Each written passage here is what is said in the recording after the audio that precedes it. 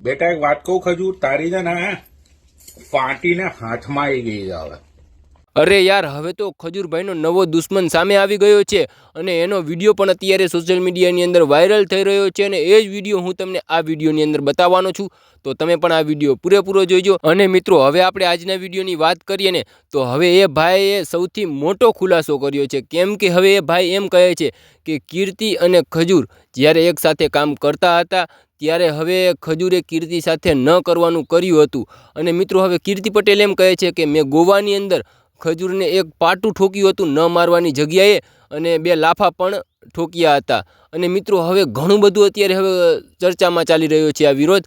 પણ હવે મિત્રો, આ વિરોધ કોર્ટ સુધી પણ જઈ શકે છે. કેમ કે હવે આ વિરોધ સૌથી મોટો થઈ ગયો છે. અને હવે મિત્રો, આની અંદર કોણ સાચું છે અને કોણ ખોટું છે ને એ જાણવા માટે ઘણા બધા લોકો વિડીયો જોઈ રહ્યા છે. પરંતુ હજુ મિત્રો સામે નથી આવ્યું કોણ સાચું છે અને કોણ ખોટું છે એ.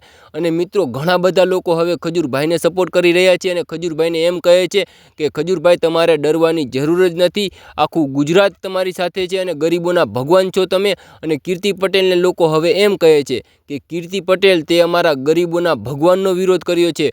જો તું અમારા ગરીબોના ભગવાન વિશે કાંઈ બોલીશો ને તો તને તારા ઘરે આવીને ઉપાડી લેશું. મિત્રો, આવું બધું બોલી અને પોતપોતાના સોશિયલ મીડિયા અકાઉન્ટની અંદર રીલ મૂકી રહ્યા છે. અને મિત્રો, હવે આપણે વાત કરીએ ને તો અમારી ચેનલની અંદર નવા આવ્યા હોય ને તો જરૂરથી એક સબસ્ક્રાઈબ કરી દેજો. અને લાઇક ન કરો ને તો ચાલશે, પણ કોમેન્ટની અંદર જય દ્વારકાધીશ જરૂરથી લખી દેજો.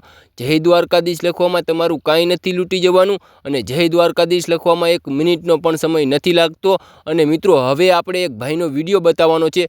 પણ એ વિડીયો બતાવું ને એ પહેલાં મિત્રો આપણે વાત કરીએ ને તો ઘણા બધા લોકો કીર્તિ પટેલને સપોર્ટ કરી રહ્યા છે અને ઘણા બધા લોકો હવે ખજૂરભાઈને સપોર્ટ કરી રહ્યા છે. અને મિત્રો, હવે તમે કોને સપોર્ટ કરો છો ને એ કોમેન્ટની અંદર જરૂર જણાવજો. અને હવે મિત્રો, મેં તમને જેટલી માહિતી અને જેટલી જાણકારી આપી છે ને એ બધી જ માહિતી અને જાણકારી મને સોશિયલ મીડિયા અને ઇન્ટરનેટ આધારિત મળી છે અને મેં તમને જણાવી છે. અને હવે મિત્રો, આપણે આ ભાઈ શું કહેવા માંગે છે ખજૂરભાઈ વિશે એ આપણે વિડીયો બતાવી દઈએ. તો તમે જોઈ લ્યો આ ભાઈનો આ વિડીયો. એ ચોર કેટલા લોકોના તે પૈસા ખાધા, એ ચોરની હેલ્પ લેવા માટે બીજા ચોરે એનો કોન્ટેક્ટ કર્યો ખજૂરે, અને એને ખજૂરે એવું કહ્યું કે એ જરા સમાધાન કરાવો. અરે ભાઈ ખજૂર, તારે કેમ સમાધાન કરાવવું છે? હવે તું તો સચ્ચાઈનું પૂતળું છું ને, તો તારી સચ્ચાઈઓ, તારા બધા ડોક્યુમેન્ટ્સ લોકોને બતાવ. કેમ નહીં બતાવી રહ્યો તું? બેટા એક વાત કહું ખજૂર, તારી છે ને ફાટીને હાથમાં આવી ગઈ છે હવે.